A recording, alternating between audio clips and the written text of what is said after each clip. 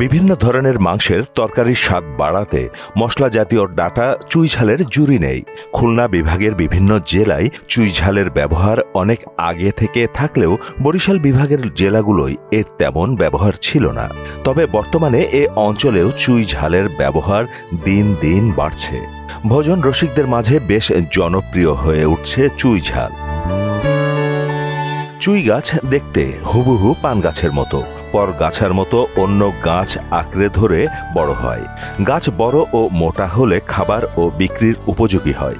খাবারের স্বাদ বাড়ানোর পাশাপাশি ক্যান্সার, হৃদরোগ, ক্ষুধামন্দা, গ্যাস্ট্রিক, অ্যাজমা, হাঁপানি সহ বিভিন্ন রোগে চুই ঝালের উপকারিতা রয়েছে। পিরোজপুরেও তৈরি হচ্ছে এর বাণিজ্যিক ক্ষেত্র। বাড়ির আশপাশের পরিত্যক্ত জমি, সুপারির বাগান সহ বিভিন্ন গাছে পরগাছা হিসেবে বেড়ে ওঠায় তেমন কোনো উৎপাদন খরচ নেই। যে কোনো গাছের গোড়ায় চুই গাছ রোপণ করে মাঝে মাঝে হালকা সার ও পানি দিলেই হয়। 1 থেকে 3 বছরের মধ্যেই চুই ঝাল খাওয়া কিংবা বিক্রির উপযোগী হয়। কম পুঁজিতে অল্প শ্রমে ভালো লাভ হওয়ায় এটি চাষে আগ্রহ দেখাচ্ছেন অনেকেই, হয়েছেন স্বাবলম্বীও। চুই গাছের আকার আকৃতি পরিমাপ অনুযায়ী প্রতিটি চুই গাছ 3 থেকে 40 হাজার টাকা পর্যন্ত বিক্রি করা সম্ভব। পরিত্যক্ত জায়গায় যে কোনো গাছে আমরা এটা চাষ করতে পারতেছি। প্রথম দিকে অল্প করছি, পরে লাভজনক দেখে আমরা দিন দিন এটা বৃদ্ধি করছি। এটা আমরা চারা দেই, ওই চারা আবার বিক্রি করি। আমরা প্রতিটা গাছে আছে, আমাদের কচা গাছ থেকে শুরু করে যে কোনো গাছ, আমরা সব গাছে এটা চাষ করতেছি। এটা অনেক লাভজনক। আমরা এই 3 বছরে প্রায় লাখ টাকার চুই ঝাল বিক্রি করছি, প্রতি বছর এরকম বিক্রি করি। এটা চাষ করতে বেশিটা তেমন সার লাগে না, আর বেশিটা জায়গা লাগে না। যার বাড়ি গাছ আছে সেই লাগাইতে পারবে, যার গাছ আছে। আর গাছ না হলে আর লাগানো যাবে না, জায়গা খায় অল্প। দিনকে দিন বাড়ছে চুই ঝাল চাষির সংখ্যা। চুই গাছের বাণিজ্যিক প্রসার ঘটাতে কৃষকদের সার্বক্ষণিক পরামর্শ দিচ্ছে মাঠ কর্মীরা। আমরা মাটিভাঙ্গা ইউনিয়নে দায়িত্বে আছি। এখানে চুই ঝাল সম্প্রসারণের জন্য আমাদের যে অভিভাবক মাননীয় উপপরিচালক স্যার, তার নেতৃত্বে চুই ঝাল সম্প্রসারণের জন্য আমরা দিন দিন কাজ করছি। এ পর্যন্ত আমাদের এই ইউনিয়নে 640 পরিবার চুই ঝাল চারা রোপণ করেছেন এবং এরা বাণিজ্যিকভাবে এখন এই চুই ঝালকে তারা নিয়ে যাচ্ছেন। কারণ এই চুই ঝাল চাষ করতে গিয়ে আলাদা কোনো জমির প্রয়োজন হয় না, আলাদা কোনো জায়গার প্রয়োজন হয় না এবং আলাদা জৈব সার ব্যতীত অন্য কোনো রাসায়নিক সারের প্রয়োজন হয় না।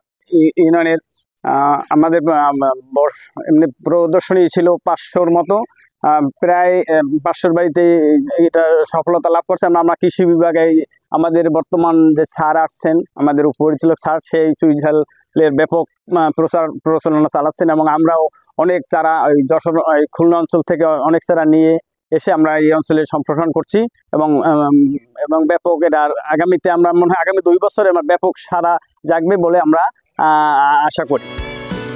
দক্ষিণাঞ্চলের পাশাপাশি এখন পিরোজপুরেও সুপারি বাগান ও বিভিন্ন গাছে সঙ্গী ফসল হিসেবে চুই ঝাল চাষে কৃষকদের আগ্রহ বাড়ছে। কৃষকদের প্রশিক্ষণের পাশাপাশি চারা বিতরণ করছে স্থানীয় কৃষি বিভাগ। সুদবিহীন ব্যাংকিংয়ে আত্মশুদ্ধির পথ এনআরবিসি ব্যাংকের ইসলামিক ব্যাংকিং আল আমিন।